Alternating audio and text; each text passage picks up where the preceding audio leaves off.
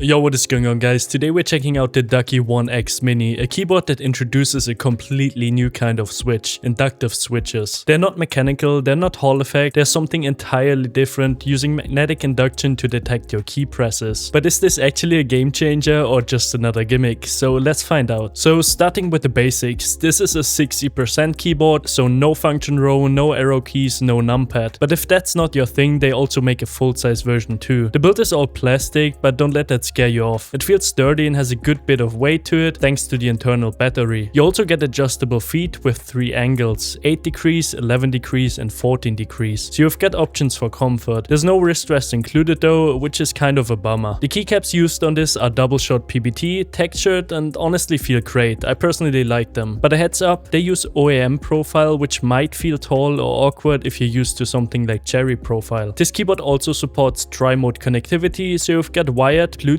and 2.4 GHz wireless with the dongles stored neatly inside the case. It's super convenient. However, the wireless mode is limited to 6-key rollover, so for serious gaming you will definitely want to keep it wired. Alright, so let's talk about the star of the show, the switches. These are inductive switches, which means they don't rely on metal contacts like mechanical switches or magnets like Hall effect boards. Instead, there's a small metal prong inside the switch that interacts with coils on the PCB to detect key presses using magnetic induction. This allows for features like adjustable actuation points and rapid trigger functionality, which you can control through Ducky's software. In terms of feel, they're smooth on direct presses. However, if you press a bit off center, you might notice some light scratchiness. Ducky has improved this a lot since earlier prototypes, but it's still something to be aware of. These switches have an initial actuation force of around 40 grams. However, they do feel a bit heavier, which might be due to the scratchiness. They're not too stiff in my opinion, but definitely not as light and snappy as some gaming focused switches. However, once you get used to them, they feel really satisfying. And even though the stabilizers are plate mounted, they are nicely tuned and actually really well pre-looped, so there was absolutely no rattle to be found. And overall, I think that this keyboard has a nice, deep, somewhat creamy sound, if you can say so for a gaming keyboard. And this might be due to Ducky's Quack mechanic system, which basically is an audio treatment for your keyboard. It uses multiple foam layers and a gasket mount, giving your keyboard a softer feel and that said sound profile. And in my opinion, I really enjoy the sound profile of this keyboard, but I think you should take a listen for yourself.